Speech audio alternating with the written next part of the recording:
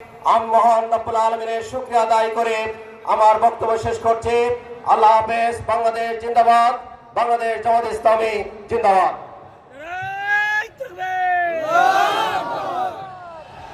সংগ্রামী যশোরবাসী, এ পর্যায়ে আপনাদের সামনে বক্তব্য পেশ করবেন আজকের ঐতিহাসিক কর্মী সম্মেলনের প্রধান অতিথি, বিশ্ব ইসলামী আন্দোলনের অন্যতম নেতা, বৈষম্যহীন সমাজ তথা ইসলাম ভিত্তিক সমাজ প্রতিষ্ঠার অন্যতম স্বপ্নদ্রষ্টা, বাংলাদেশের নূতন বাংলাদেশের স্বপ্নদ্রষ্টা, বাংলাদেশের মানুষের সর্বশেষ রাস্তার ঠিকানা, আজকের এই কর্মী সম্মেলনের প্রধান অতিথি সম্মানিত আমিরে জামাত এখন আপনাদের সামনে বক্তব্য নিয়ে আসছেন।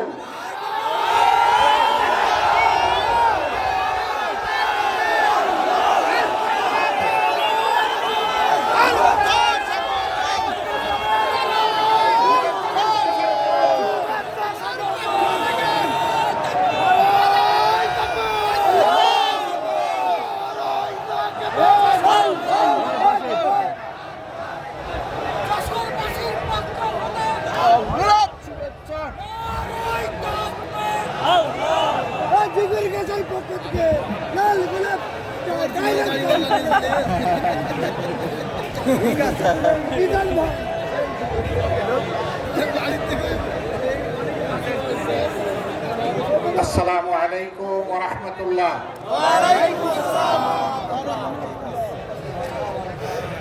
যশোরের মিষ্টিগুড়ের এলাকার মিষ্টি মানুষগুলো আপনারা কেমন আছেন? 24-এর 5 আগস্টের আগে আপনারা কেমন ছিলেন? ভালো ছিলেন না? আল্লাহ তাআলার মেহেরবানিতে এখন ভালো আছেন? আলহামদুলিল্লাহি রাব্বিল আলামিন, ওয়াসসালাতু ওয়াসসালামু আলা রাসূলিহিল কারীম ওয়া আলা আলিহি ওয়া সাহবিহি ওয়া আহলি বাইতি আজমাইন। বাংলাদেশ জামাত ইসলামী ঐতিহ্যবাহী যশোর জেলা শাখার উদ্যোগে আয়োজিত যশোর ঈদগাহ মাঠে আজকের এই বিশাল কর্মী সম্মেলনের সম্মানিত সভাপতি, বাংলাদেশ জামাত ইসলামী যশোর জেলা শাখার সম্মানিত আমির জনাব অধ্যাপক গোলাম রসুল,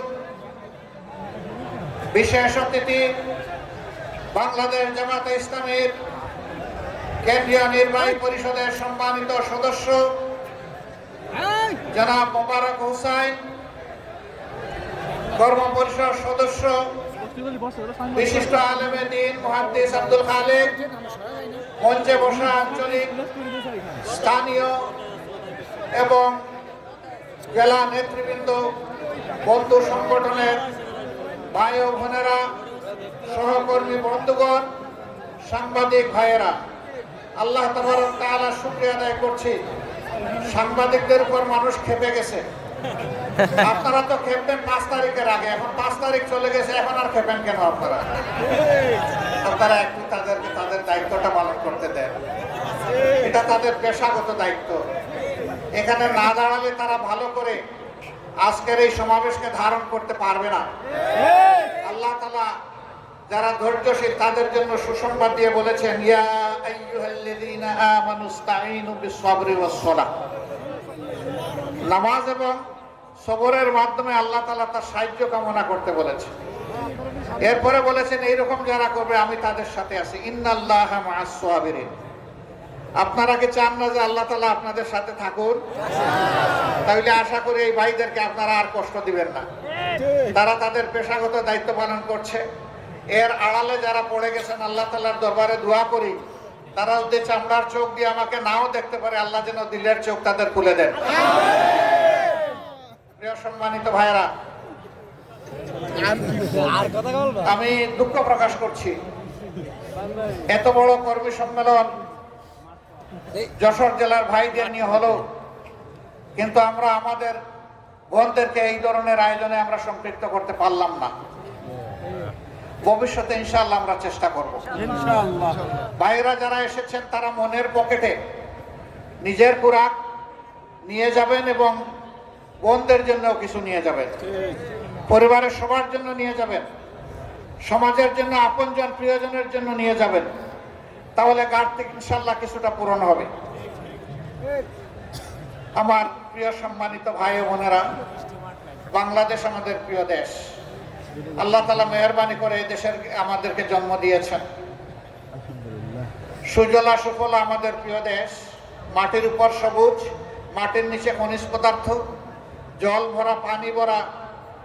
আল্লাহ তাআলা অনেক নিয়ামত আমাদেরকে দিয়েছেন। এদেশের বাতাসেও নিয়ামত, কিন্তু আমাদের কিসমতের একটা জায়গায় ঘাটতে রয়ে গিয়েছে। এটি আমাদের কারণে। এটি হচ্ছে আমরা সৎ নেতৃত্বের, আমানতদার নেতৃত্বের নিয়ামত থেকে এই জাতি এখনো বঞ্চিত থেকে গেল। এই জায়গাটা পরিপূর্ণ না হলে আমাদের প্রিয় জাতি সত্যিকার অর্থে মর্যাদাপূর্ণ জাতি হতে পারবে না। 24 সালের 5ই আগস্টের আগ পর্যন্ত বাংলাদেশে ছিল দুঃশাসন এবং দুর্নীতিতে পরিপূর্ণ। এই দলটি অতীতে যখনই ক্ষমতায় এসেছে এদেশের মানুষের উপর প্রতিশোধ নিয়েছে। তারা দুঃশাসন এবং দুর্নীতিতে দেশকে ডুবিয়ে দিয়েছে। এবারও তার ব্যতিক্রম হয়নি, বরঞ্চ গায়ের জুড়ে একটানা 15.5 বছর গদি ছিনতাই করে দেশ শোষণ করার কারণে এবারকার যন্ত্রণাটা, এবারকার জুলুমটা ছিল যে কোনো সময়ের চাইতে অনেক বেশি। আল্লাহ তাআলার দরবারে দোয়া করি, আল্লাহ তো চাইলে যে কাউকেই হেদায়েত দিতে পারেন। আমরা তাদের জন্য আল্লাহর দরবারে হেদায়েতের দোয়া করি। নিজেদের জন্য আমরা আল্লাহর দরবারে কামিল হেদায়েত ভিক্ষা চাই। আল্লাহ যেন আমাদেরকে কামিল হেদায়েত নসিব করেন। বাংলাদেশের সমস্ত মানুষকে যেন হেদায়েতের জন্য আল্লাহ কবুল করেন। ভাইরা, তারা কি করেছে নিশ্চয়ই আমি আসার আগে সহকর্মীদের মুখ থেকে আপনারা সব শুনেছেন। আমি ওই কথাগুলো বলে আমার সময় আর নষ্ট করতে চাই না। শুধু আল্লাহর শুকরিয়া এতটুকু আদায় করতে চাই যে কল্পনাও করে নাই বাংলাদেশের মানুষ, বিশ্বের মানুষ, যে এই ধরনের একটি ফ্যাসিবাদী রেজিম, একটি শাসন এই বছরের আগস্টের 5 তারিখ শেষ হয়ে যাবে। এটা কেউ আমরা কল্পনা করি নাই। আসমান জমিনের মালিক বাংলাদেশের জনগণকে, মজলুম জনগণকে এটা উপহার দিয়েছে। আলহামদুলিল্লাহ রাব্বিল আলামিন। এর সমস্ত কৃতিত্ব আল্লাহ তাআলা। জমিনের কৃতিত্ব 18 কোটি মানুষের, মজলুম মানুষের। নেতৃত্বের কৃতিত্ব আমাদের গর্বের সন্তানদের। যারা রাস্তায় নেমেছিল তাদের একটি দাবি আদায়ের জন্য, কোটা সংস্কারের দাবিতে। এই দাবিকে সরকার পুরানা কায়দায় গায়ের জুড়ে হেলমেট এবং হাতুড়ি বাহিনী পাঠিয়ে গুলি আর বন্দুক দিয়ে দমন করতে চাইল। রংপুরে আমাদের একটি সন্তান, সে বুক খুলে ডানা মেলে দাঁড়িয়ে বলেছিল, বুকের ভিতরে তুমুল ঝড়, বুক পেতেছি গুলি কর। তার আত্মবিশ্বাস ছিল, সে সঙ্গত, ন্যায়সঙ্গত দাবিতে ছাত্র সমাজের সাথে রাস্তায় নেমেছে, যুব সমাজের সাথে রাস্তায় নেমেছে। তার দেশের পুলিশ তার বুকে গুলি করবে না। কিন্তু দুর্ভাগ্য, স্বৈর শাসকের নির্দেশে পুলিশ পরপর 3টি গুলি করে তাকে শেষ করে দিল। আল্লাহ তাআলার দরবারে দোয়া করি, আল্লাহ তাকে এবং তাদের এই দাবি আদায়ে জনগণকে মুক্তি দেওয়ার জন্য এই সংগ্রামে যারাই জীবন দিয়েছে আল্লাহ তাদেরকে শহীদ হিসাবে কবুল করুন। তাদের পরিবারকে আল্লাহ তাআলা উত্তম ধৈর্য ধারণের তৌফিক দান করুন। যারা আহত হয়েছে, পঙ্গু হয়েছে, আল্লাহ তাআলা তাদের প্রশান্তির হাত বুলিয়ে দিন এবং সেই সাথে তাদেরকে সুস্থতার পূর্ণ নিয়ামত আল্লাহ তাআলা দান করুন। পরিশেষে যারা রাস্তায় নেমেছিলেন বুক পেতে, তাদের বীরত্বগাথার জন্য তাদের প্রতি গভীর কৃতজ্ঞতা জানাচ্ছি, অভিনন্দন জানাচ্ছি। প্রিয় ভাইয়েরা, নেতৃত্বের এই গৌরব আমাদের সন্তানদের শুধু নয়, আমাদের, কারণ তারা তো আমাদেরই সন্তান। বাবার জন্য সন্তান যখন কোনো কৃতিত্ব গৌরব বয়ে আনে, কার্যত এর সিংহভাগের অংশীদার হয় সেই বাবা মা। অতএব আমরা তাদের অভিভাবক হিসাবে আমরা খুবই গর্বিত। আল্লাহ তাআলার দরবারে দোয়া করি, আল্লাহ তাআলা যুগে যুগে প্রতিদিন যেন এই জাতির মধ্যে এই ধরনের বীর সন্তান পয়দা করেন, যারা জাতির পাহারাদার হিসেবে কাজ করবে। আমার সম্মানিত ভাইয়েরা, আমি যে মাঠটিতে আজকে দাঁড়িয়ে কথা বলছি, এই মাঠটি যশোর শহরের একটা পুরাতন মাঠ। যশোর জেলাটি ব্রিটিশ আমল থেকে একটা পুরাতন জেলা।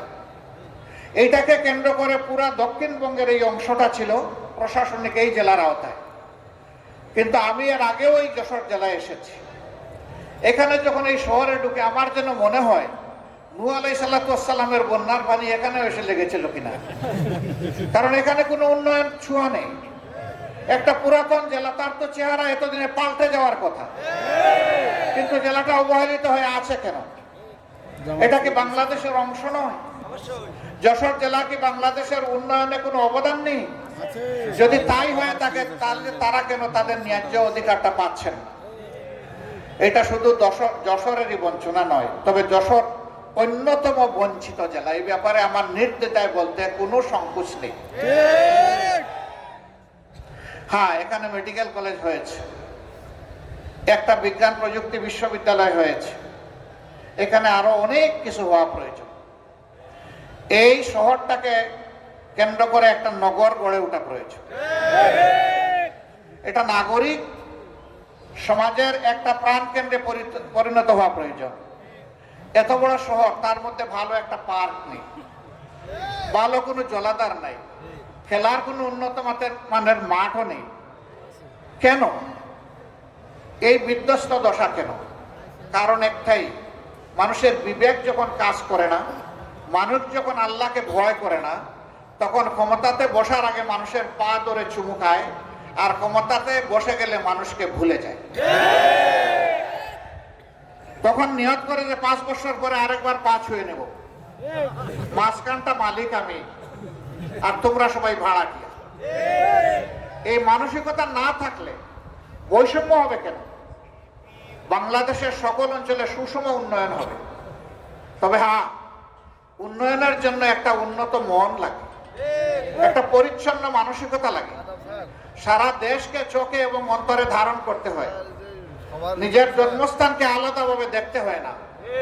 জন্মস্থানের অধিকার জন্মস্থান পাবে, আমার যে জেলায় বাড়ি হোক। কিন্তু যদি আল্লাহ তাআলা এই দেশ পরিচালনার দায়িত্ব কাউকে দেয়, তাহলে সারা দেশই তার দায়িত্বের আওতাভুক্ত। আল্লাহ তাআলা সারা দেশের প্রতি ইঞ্চি মাটির ব্যাপারে তার কাছে জবাব চাইবে। তুমি এই মাটির ব্যাপারে যত্নশীল ছিলে কিনা? প্রত্যেকটি মানুষ তো নয়, প্রত্যেকটি প্রাণীর ব্যাপারে তাকে জবাব দিতে হবে। মানুষের ব্যাপারে অবশ্যই দিতে হবে। যার অন্তরে আল্লাহর ভয় আছে, যে বিশ্বাস করে এই জীবনের ইনিংস আমার শেষ ইনিংস নয়, আমার আসল ইনিংস হবে আদালতে আখেরাতে, যেই দিনকে আল্লাহ তাআলা ইয়ামুত তাগাবুন বলেছেন। এটা হার জিতের দিন। যে হেরে গেল তার ঠিকানা আগুন, যে বেঁচে গেল তার ঠিকানা জান্নাত। এই কথা যারা বিশ্বাস করে যে আমাকে একটা ডে অফ ফাইনাল জাজমেন্ট, আল্লাহর মুখোমুখি আমাকে হতে হবে, তার পক্ষে দেশে বৈষম্য করা সম্ভব নয়। তাকে যদি কেউ জিজ্ঞেস করে তোমার বাড়ি কোথায়, তার জবাব হওয়া উচিত সারা বাংলাদেশ আমার বাড়ি। কিন্তু আফসোস, আমরা সেটা দেখছি না। একই অবস্থা কোর্ট কাছারি, অফিস আদালত, ব্যাংক, বিমা সেক্টর, কর্পোরেশন, মিল, ফ্যাক্টরি, ইন্ডাস্ট্রি, খেতে খামারে, সব জায়গায় একই অবস্থা। যেখানেই যার শক্তি আছে সে দুর্বলের উপর তাণ্ডব চালায়, দুর্বলের পকেট কাটে। যে যত বেশি ধনী এবং জ্ঞানী আমাদের সমাজে এইরকম কিছু মানুষ আসে, সে তত বেশি চোর এবং ডাকাত। আমরা যাদেরকে চোর বলে চিনি, এরা কয় টাকা চুরি করে, কতটুকু মাল আমার ঘর থেকে বহন করে নিয়ে যেতে পারবে চুরি করে। ডাকাত বলে যাদেরকে জানি, ওদের ক্যাপাসিটি কতটুকু ডাকাতি করার। কিন্তু রাষ্ট্রের মূল্যবান কলম যাদের হাতে, এক কলমের কুচায় সমস্ত সম্পদ ডাকাতি করা সম্ভব। যুগে যুগে তাই হয়েছে, গেল 15 বছর সবচেয়ে বেশি হয়েছে। সরকার বলেছিল উন্নয়নের রাজপথে বাংলাদেশকে উঠিয়ে দিয়েছে, আমরা এখন মহাসড়কে আছি, আর বাংলাদেশ উন্নয়নের রোল মডেল। এখন চতুর্দিকে হাহাকার। বিভিন্ন মিল ফ্যাক্টরি ইন্ডাস্ট্রিতে মালিকরা তাদের কর্মচারীদের বেতন দিতে পারে না ঠিক মতো, তাদের ইন্ডাস্ট্রি চালাইতে পারে না। সরকারি ইন্ডাস্ট্রিগুলা তো প্রায় সবগুলা লে অফ বন্ধ হয়ে পড়ে আছে মুখ থুবড়ে। এখন বাজারি ব্যবসায়ী যারা আছেন, সব ব্যবসায়ী, ব্যবসা তাদের লাটে ওঠার উপক্রম। ব্যাংকগুলা তাদেরকে পুঁজি দিতে পারছে না। কিভাবে দিবে? সমস্ত ব্যাংক ফুকলা করে, পেট খালি করে, ওরা যে চুরি করে দেশের বাইরে সমস্ত সম্পদ পাচার করে দিয়েছে। টাকা আসবে কোত্থেকে? এখন যে অর্থনীতির চাকা ঘোরানোর জন্য ব্যাংকগুলা যে টাকা দিবে, সেই টাকাই তো ব্যাংকের কাছে নাই। কিছুদিন এমনও গিয়েছে ব্যাংকে গিয়ে মানুষ টাকা উঠাইতে পারে নাই, কারণ টাকা নাই, দিবে করতে। আলহামদুলিল্লাহ ইতিমধ্যে বর্তমান অন্তর্বর্তীকালীন সরকার দেশের যে বৈদেশিক মুদ্রার যে রিজার্ভ, সেইটাকে যেমন বাড়িয়েছে, ব্যাংক সেক্টরকে আস্তে আস্তে সচল করতে যাচ্ছে। কিন্তু জাতির প্রত্যাশা অনেক বেশি। আমরা চাই আরো স্পিডি হোক, আরো গতিশীল হোক অর্থনীতির চাকা। সরকার এই ক্ষেত্রে আরো বেশি দায়িত্বশীল ভূমিকা পালন করুক। বাজারে এখন আগুন, মানুষের পেট ভরতে হয় এখন আগুন দিয়ে। দ্রব্যমূল্যের অগ্নিমূল্য, আগের সিন্ডিকেট গুলো এখনো সরকার ভাঙতে পারে নাই, তবে ক্ষেত্র বিশেষের সিন্ডিকেট না ভাঙলেও সিন্ডিকেটের হাত বদল হয়েছে। একজন চাঁদাবাজি করে পেট ভরে পালিয়ে গেছে, আর কেউ এসে আবার চাঁদাবাজিতে লেগে যাক, সেটা কিন্তু আমরা চাই না। কিন্তু দেশ কি চাঁদাবাজ মুক্ত হয়েছে? দখলদার মুক্ত হয়েছে? হয় নাই। জুলুম মুক্ত হয়েছে? হয় নাই। হ্যাঁ, এই আন্দোলনে আমরা অনেকেই ক্ষতির সম্মুখীন হয়েছি, ত্যাগ স্বীকার করেছি, সকল দল, শুধু জামাত ইসলামী না। হয়তোবা জামাত কিছু কিছু ব্যাপারে অনন্য, যেমন 1 থেকে 11 জন শীর্ষ নেতার কারো হত্যা করা হয়নি। যেমন অন্য কোনো দল নাই যে গত 15 বছর ধরে সমস্ত অফিসগুলা তালাবদ্ধ করে রেখে দেওয়া হয়েছিল। যেমন অন্য কোনো দল নাই যাদের নিবন্ধন কেড়ে নেওয়া হয়েছিল। অন্য কোনো দল নাই বেদিশা হয়ে যাদেরকে শেষ মুহূর্তে নিষিদ্ধ ঘোষণা করেছিল। এই সমস্ত বিষয়গুলো জামাতের সাথে সম্পর্কিত। কিন্তু লোক করেছেন সকল দলের, পঙ্গু হয়েছেন সকল দলের, জেলে গিয়েছেন সকল দলের, হাজার লাখো মামলা, দফায় দফায় জেল কাটিয়েছেন অনেকেই। তাদের সকলের প্রতি আমরা গভীর শ্রদ্ধাশীল, সহানুভূতিশীল। কিন্তু বিনয়ের সাথে একটা কথা বলতেই হবে আমাকে, যে 2000-এর কম বেশি আমাদের বুকের সন্তানেরা জীবন দিয়ে, রক্ত দিয়ে আমাদেরকে আজকে এই উন্মুক্ত পরিবেশ এনে দিয়ে গেল, তাদের রক্তের প্রতি আমরা যেন বেঈমানি না করি, আমরা যেন বিশ্বাসঘাতকতা, গাদ্দারি না করি। তারা বৈষম্যের বিরুদ্ধে, দুঃশাসনের বিরুদ্ধে, দুর্নীতির বিরুদ্ধে তারা আওয়াজ দিয়েছে। এখন যদি একই কাজ কেউ করে, তাহলে নিঃসন্দেহে তারা ঘৃণিত হবেন এবং নিন্দিত হবেন। আমরা আমাদের সকল সহকর্মীকে অনুরোধ জানাই, এই সমস্ত ঘৃণিত কাজে কেউ হাত বাড়াবেন না, কেউ চাঁদাবাজ হবেন না, কেউ ফুটপাতের দখলদার হবেন না, কেউ বাজার হাটের দখল জোর করে নেবেন না, কেউ জলমহাল, বালিমহাল জোর করে দখল করবেন না। এই সমস্ত ঘৃণিত কাজের মাধ্যমে আমাদের কোনো রিজেকের প্রয়োজন নেই। আল্লাহ হালাল পথে আমাদেরকে যা দিবেন তাই নিয়ে আমরা সন্তুষ্ট থাকবো ইনশাআল্লাহ। আর আমরা আল্লাহর শুকরিয়া আদায় করতে থাকবো। বন্ধুগণ, এই যন্ত্রণাগুলো আমাদের পিছ ছাড়ছে না। এরকম এখন আবার অনেকে তখন আক্রান্ত, আহত হয়েছেন, এখন মামলা করতে গিয়ে 500-700 মানুষের বিরুদ্ধে মামলা। 500-700 মানুষকে, একটা মানুষকে মারতে আসছিল না, আসলে 10 জন, 20 জন, 30 জন এসেছে। আমরা এই পরিবর্তনের সাথে সাথে বলেছি, অবশ্যই অন্যায়ের প্রতিকার চাওয়ার আইনগত বৈধ নাগরিক অধিকার সকলের আছে, কিন্তু সাবধান, কোনো নিরীহ মানুষকে মামলার আসামি করবেন না। আমাদের সংগঠন কোথাও কোনো নিরীহ মানুষকে মামলার আসামি করে নাই। যারা করেছেন তাদের প্রতি বিনয়ী অনুরোধ, এই মামলা দিয়ে মেহেরবানি করে, বাণিজ্য করে মানুষকে হয়রান করবেন না। যদি কেউ সত্যিকারের কালপ্রিট হয়, অবশ্যই তার নামে মামলা দেন। আপনাদের সাথে আমরাও আপনাদেরকে সহযোগিতা করব, এই মামলা আমরাও লড়বো আপনাদের সাথে, আপত্তি নেই। কিন্তু 10 জন দুষ্কৃতিকারীকে শায়েস্তা করতে গিয়ে যদি 100 জন নিরীহ মানুষকে এখানে আনেন, তাহলে মামলাটাই আপনারা শেষ করে দেবেন। এই কাজটা মেহেরবানি করে কেউ করবেন না। সম্মানিত ভাইয়েরা, এই বাংলাদেশে সবচেয়ে বেশি ক্ষতি হয়েছে আমাদের শিক্ষার ক্ষতি। আজকে আমাদের যুবক যুবতীরা মাস্টার্স গ্রাজুয়েশনের সার্টিফিকেট নিয়ে তারা এখন দুয়ারে দুয়ারে ঘুরে তাদের কাঙ্ক্ষিত একটা চাকরি তারা পায় না। দুটি কারণে পায় না। একটা কারণ হলো একটা গোষ্ঠীর কাছে সমস্ত মানুষের কিসমত হাইজ্যাক হয়ে গিয়েছিল। এই গোষ্ঠী বাংলাদেশকে তাদের জমিদারি মনে করত। তাদের আনুগত্য যারা করবে না তাদের জন্য এই দেশে বাঁচার কোনো অধিকার ছিল না। তাদের হাবভাবটা এরকম ছিল বন্ধুগণ। এখন তারা বিদায় নিয়েছে, এখন তো সেইটা থাকা উচিত নয়।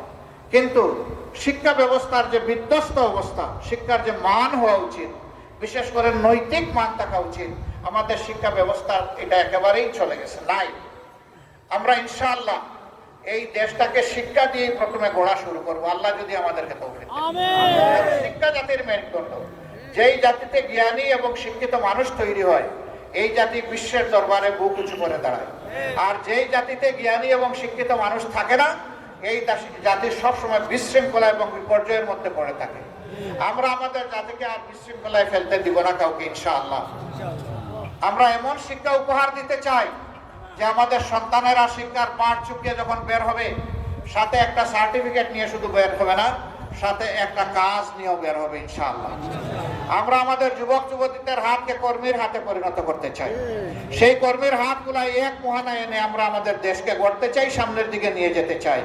এবং এইভাবেই ভবিষ্যতের এই জেনারেশনের হাতে বাংলাদেশের দায়িত্ব আমরা তুলে দিতে চাই। আমাদের এই বক্তব্যকে কেউ কেউ বিকৃত রুচিবোধের জায়গা থেকে প্রশ্নবিদ্ধ করেন। তারা বলেন, আপনি কি দেশের মালিককে দায়িত্ব তুলে দেবেন? অবশ্যই আমি দেশের মালিকদের একজন, কারণ এই দেশে 18 কোটি মানুষ এই দেশের মালিক। সুতরাং একথা বলার বৈধ অধিকার আমার এবং সবার আছে। যারা এটা বলে আসলে তারাই মালিক হওয়ার জন্য দুঃস্বপ্ন দেখছে। তারা চায় না আমাদের যুবকরা এগিয়ে যাক। আমাদের যুবকদের এই নেতৃত্ব তাদের পছন্দ হয়নি। তাদের পছন্দ হয়েছে, তারা তাদের প্রতি অবশ্যই দায়বোধ অনুভব করে এবং কৃতজ্ঞতা প্রকাশ করে। আমরা তাদেরকে পছন্দ করেছি। তারা আমাদের গর্বের দল, তারা আমাদের বীর। আমরা তাদের জন্য গর্বিত, ইনশাআল্লাহ। আমার সম্মানিত ভাইয়েরা, বাংলাদেশ জামাত ইসলামী এমন একটা রাষ্ট্রের স্বপ্ন দেখে, যেই রাষ্ট্রে আকাশ এবং পাতালের ব্যবধান থাকবে না নাগরিকদের মাধ্যমে। কেউ গাছতলায় আর কেউ বিষতলায়, এটা হবে না অবস্থা।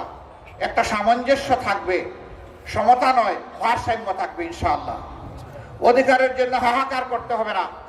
বিচার বিভাগকে মেরুদণ্ড সোজা করে দেওয়া হবে, যাতে সেই বিচার বিভাগ রাষ্ট্রের প্রেসিডেন্টকেও দ্বিতীয় কোনো চোখে না দেখে, একই চোখে যেন দেখে, একই চোখে সমস্ত নাগরিককে দেখবে। তিনি কে এটা বিবেচ্য বিষয় নয়। তিনি অপরাধ করে থাকলে যেই অপরাধী হন তাকে বিচারের আওতায় আসতে হবে। সেই বিচার যখন কায়েম হবে, আলহামদুলিল্লাহ, ইনসাফ যদি সমাজে কায়েম হয়, তাহলে কাউকে অধিকার চাইতে হবে না। রাষ্ট্রের দায়িত্ব হবে অধিকারের খোঁজ নিয়ে যার অধিকার তার হাতে পৌঁছে দেওয়া। আমরা এমন একটি রাষ্ট্র দেখতে চাই। আমরা এমন একটি রাষ্ট্র দেখতে চাই যে রাষ্ট্রের নাগরিকদের মধ্যে আর কোনো বিভাজন বিভক্তি থাকবে না। সমস্ত দেশ এবং জনগণ ঐক্যবদ্ধ হবে। এই ঐক্যবদ্ধ নাগরিক সমাজই একটা ঐক্যবদ্ধ দেশ করবে, ইনশাআল্লাহ। মুক্তিযুদ্ধের পক্ষে বিপক্ষে আর কত চেতনার বড়ি বিক্রি করবেন আপনারা? অনেক করেছেন। 53টা বছর এই জাতির কপাল থেকে আপনারা ছিনিয়ে নিয়েছেন। জাতিকে আপনারা দাসে পরিণত করেছেন। আমরা আর কারো দাস হব না, ইনশাআল্লাহ। মুক্তিযুদ্ধের চেতনা আপনাদের কোথায় যায়? যখন ভারতের প্রধানমন্ত্রী বলে বিজয় দিবসটা 16 ডিসেম্বর ভারতের বিজয়, বাংলাদেশের নামে একটা শব্দ পর্যন্ত উচ্চারণ করে না, তখন তো আপনাদের মুখে আমরা কোনো গুলি দেখি না।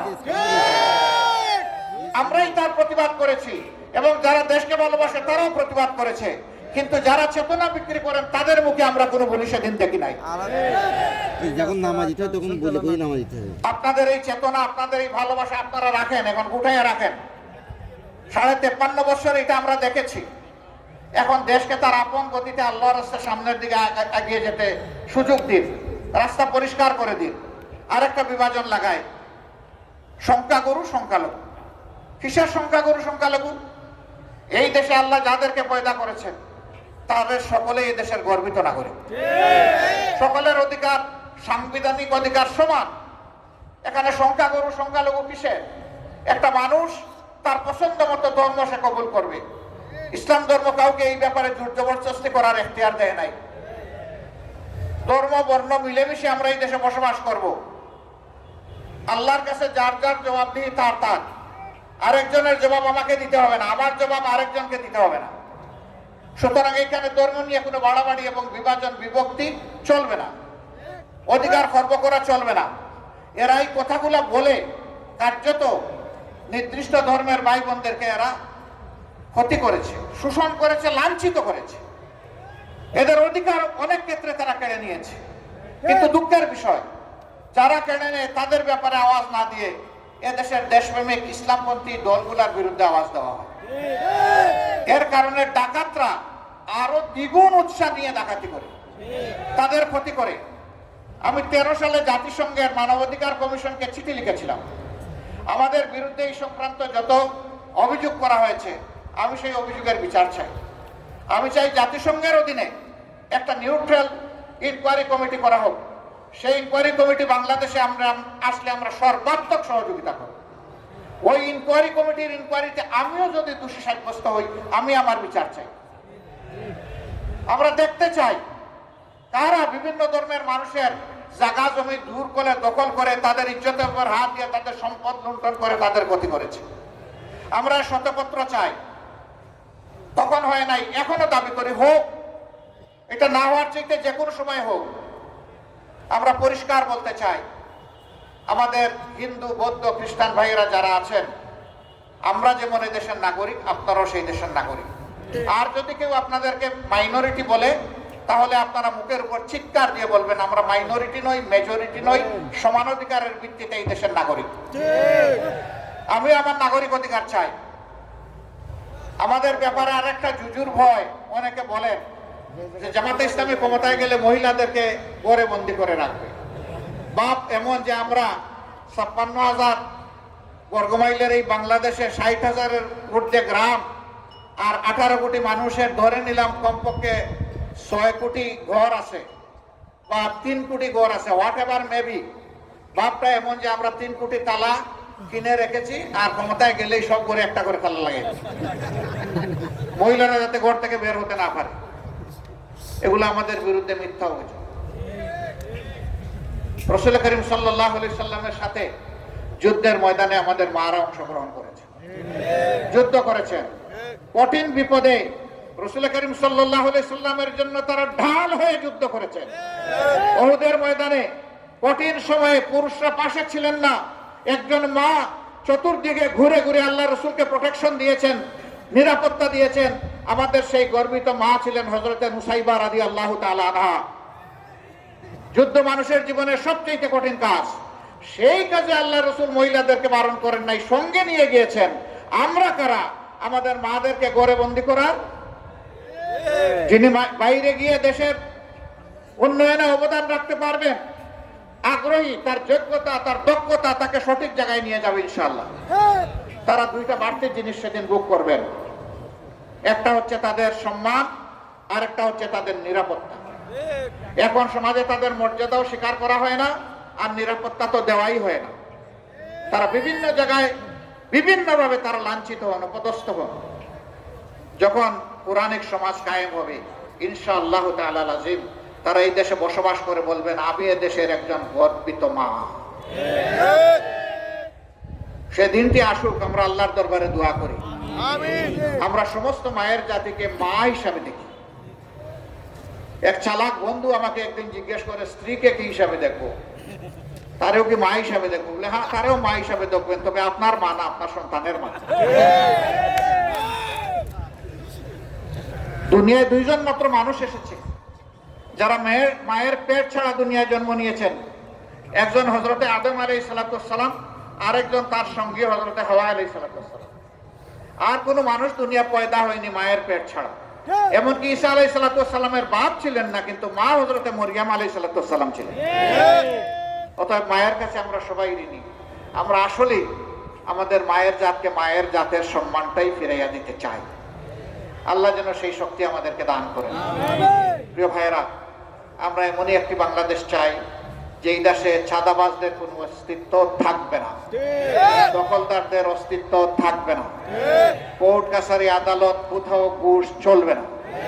বলবেন এত অল্প বেতনে তখন চলবে কেমনে মানুষগুলো? হ্যাঁ, সেই ক্ষেত্রে বেতন বৈষম্য দূর করে সেটাকে সমন্বিত করা হবে ইনশাআল্লাহ। এখন তো বেতন দেই না বলে 100 গুণ বেশি নিয়ে যায়, তখন দ্বিগুণ বাড়াই দিলে মানুষ শান্তির সাথে এই দেশে বসবাস করবে ইনশাআল্লাহ। সবাইকে তার কাজের ব্যাপারে মূল্যায়িত করা হবে ইনশাআল্লাহ। আমরা এমন একটি দেশ চাই যে এই দেশ হানাহানির দেশ হবে না, মানবিক বাংলাদেশ হবে। তবে নিঃসন্দেহে এমন একটি দেশ চাই যারা ফ্যাসিবাদের কাছে মাথা নত করবেন না, যারা কোনো আগ্রাসী সাম্রাজ্যবাদ মেনে নেবে না, দুনিয়ার সমস্ত দেশ হিসাবে বন্ধু হিসাবে দেখবে, কাউকে প্রভুর জায়গায় বসাবে না। এমন একটি জাতি আমরা গড়তে চাই। আপনারা কি সেই জাতি গড়তে চান? শিওর? বাংলাদেশ জামাত ইসলামী অঙ্গীকারবদ্ধ। আপনাদেরকে হাত মজবুত করতে হবে, দিল শক্ত করতে হবে, কদম চালু করতে হবে, দৃষ্টি প্রসারিত করতে হবে এবং হৃদয় প্রসারিত করতে হবে। পারবেন? বড় চ্যালেঞ্জের কথা বলে দিলাম, সহজে করা কিন্তু অত সহজ না, তবে ইনশাআল্লাহ আমাদেরকে পারতেই হবে। এই সংগঠনটি বাদ দিয়ে আর কারে নিয়ে এই দেশের মানুষ স্বপ্ন দেখবে একটু বলেন তো? কারে নিয়ে স্বপ্ন দেখবে একটা দুর্নীতি মুক্ত দেশ হবে? কারে নিয়ে স্বপ্ন দেখবে একটা চাঁদাবাজ মুক্ত দেশ হবে? কারে নিয়ে স্বপ্ন দেখবে একটা দুঃশাসন মুক্ত দেশ হবে? আপনাদের দিকে মানুষ চেয়ে আছে। বন্ধুগণ, এগিয়ে আসতে হবে। আমরা এই কাজের জন্য তৈরি আছেন? আরো কুরবানির জন্য তৈরি হন, আরো কুরবানির জন্য তৈরি হন।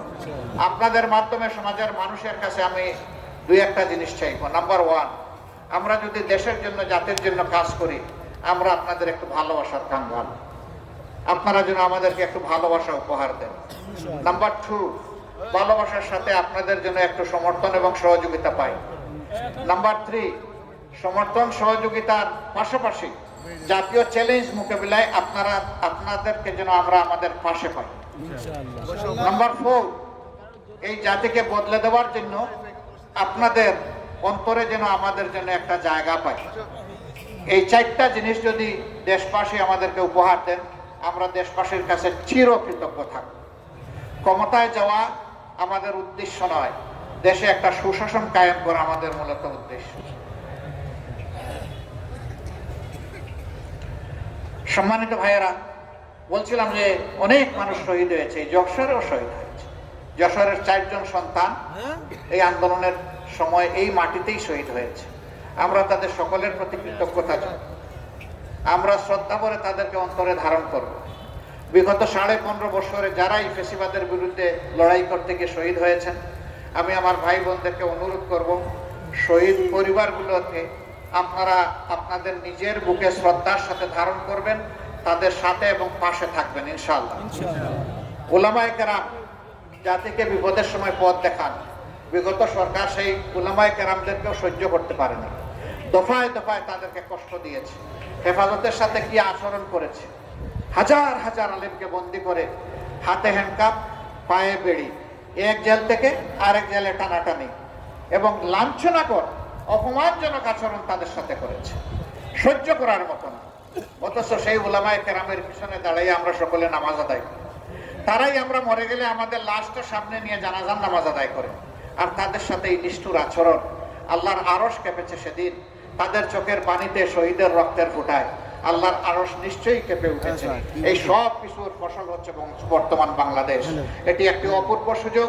আল্লাহ তাআলা দুয়ার খুলে দিয়েছেন বাংলাদেশকে তার সঠিক রাস্তায় উঠিয়ে দেওয়া।